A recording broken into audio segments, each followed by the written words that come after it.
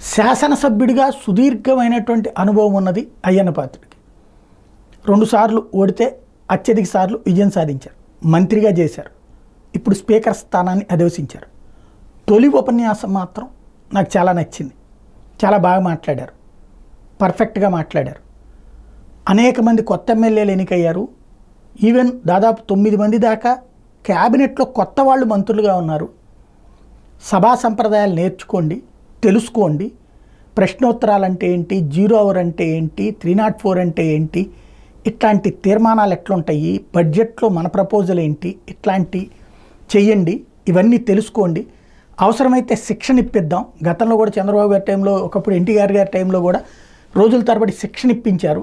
అట్లాంటి శిక్షణ తీసుకోండి, లేదా సీనియర్లతో మాట్లాడండి. అన్నీ తెలుసుకోండి, తెలుసుకుని పని చేయండి. అంతే తప్పించి ఏమి తెలియదు అనుకుంటే వర్కౌట్ కాదు. ప్రజలు మన మీద పెట్టిన బాధ్యత పర్ఫెక్ట్గా చెయ్యాలి అంటూ చాలా చక్కటి ఉపన్యాసం ఇచ్చారు. ఆయనలోని అసలు వ్యక్తి అది, కొసరు వ్యక్తి దూషణల పర్వం.